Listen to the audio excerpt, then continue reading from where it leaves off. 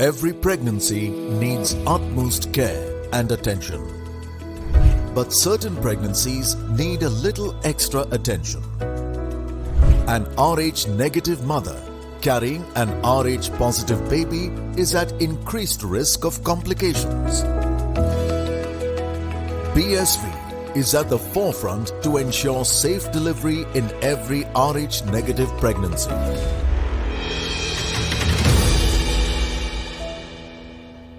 Hello and welcome to the Outside View, presented by Women's Crick Zone and brought to you by BSV, Puma, Food and Wellness, and AMRI Hospital. So tomorrow is yet another big game: West Indies versus Australia.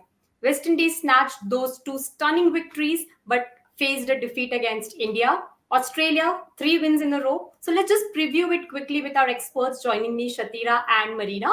Welcome both of you. So, first things first, we'll talk about West Indies. They, of course, looked impressive in both the matches. In the initial two matches, of course, they grabbed victories from defeat. They were almost on the losing verge, but they somehow managed and found the way out of the maze.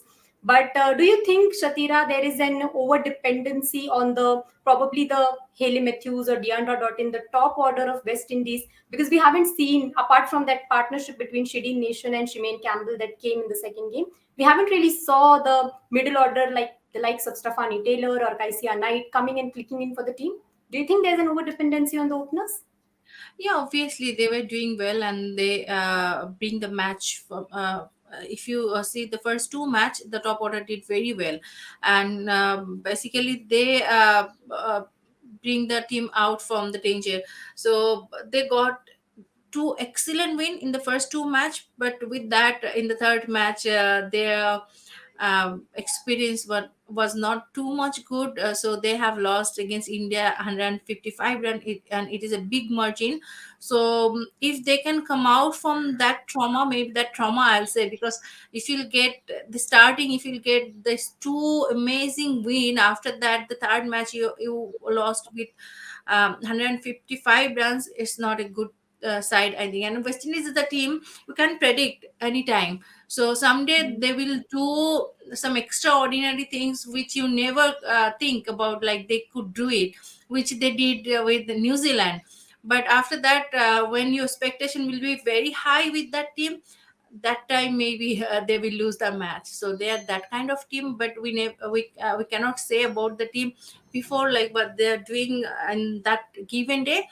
But it's West Indies is always dangerous team with any Definitely. team. And we saw in the last game, Australia, probably coming to the Australian side now, we saw that initially in the two games, Australia's middle order wasn't tested. The top order was doing the job for the side. But the likes of Elise Perry, the likes of Talia Magra, Ashley Gardner playing her first game of the tournament and still coming in and producing that amazing performance for the side. So probably it feels that Australia is one of the best balanced side by now. Your thoughts on that, Shatira? Yeah, obviously, if you see how they started this World Cup, they got a very good win against England, and always when Australia and England will fight, then the match is very exciting because they are like both of the team are very strong team, but they got their first win against the top, like the strongest team. So the start was very good for them. After that, they got win against Pakistan, they got win against New Zealand, and they are in the top form.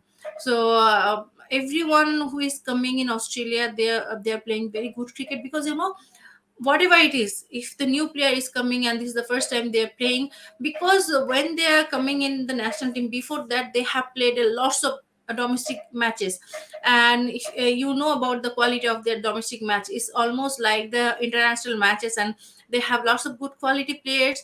So all the domestic matches are like international matches. So they, when they are coming from the domestic team to national team, they have tested so many times before, so they doesn't have any problem. Whatever player who is playing, who is doing debut, who is playing for the first time, you can rely on that player, and they did it always.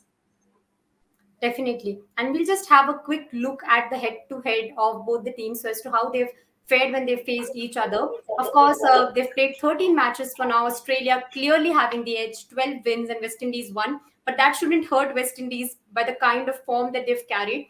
Yeah, so we saw that Jess Jonathan was rested in the last game, so she's the number one ODI bowler right now. So do you think that Australia know a bit more about how to behave, how to act tactically in these conditions? Because conditions is what the reason they gave, and they rested Jess Jonathan. Do you think they know that extra bit that is going to affect the results of this tournament?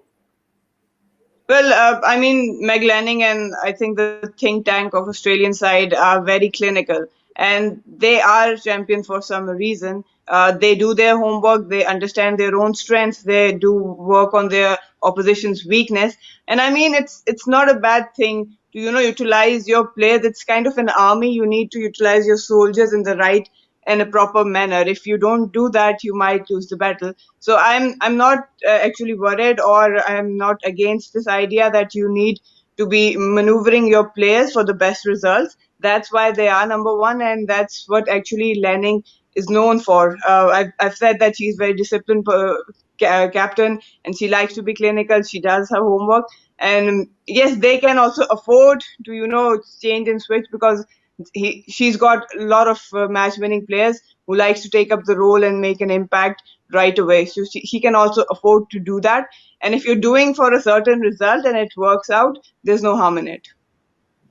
Definitely. And we saw an Ashley Gardner coming in. It didn't seem that she was playing her first game. Talia McGrath and Edis Perry with that partnership, and Perry bringing in another half century. That was an all round performance from Australia. Probably we thought that that the runs on the board weren't enough. They could have added 15, 20, but that's Australia. You have a good bowling unit there, snatching victories.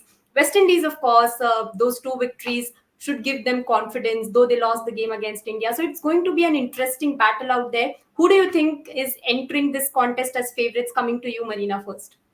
Both of the teams have had win in their cabinets. Yeah, I was saying if you compare these two, again, it's West Indies is a very unpredictable side. Again, they love the challenges. We've seen that against Australia. I think that they will come up very aggressively. But again, you have to have some sense prevailing for a longer format. For T20, yes, one-dimensional cricket can work for you, which actually is more like of a game for West Indian. But on the other side, Australians, they know their strengths, they do their homework, and they come up with different plans, plan one, plan B, and they adjust according to the scenario of the game, which actually is what ODI format is all about. So I think that West Indian team needs to be more clinical, needs to be more wise if they want to beat Australia. Otherwise, Australia, I mean, again, their middle order is stepping up. Perry had a great half century the other day. So their top order already scoring. They've got really decent pace attack. So it's going to be difficult for West Indies to, dominate them. Definitely, it's going to be an interesting contest. We will, of course, join you for the pre, mid, and post shows of this match as well.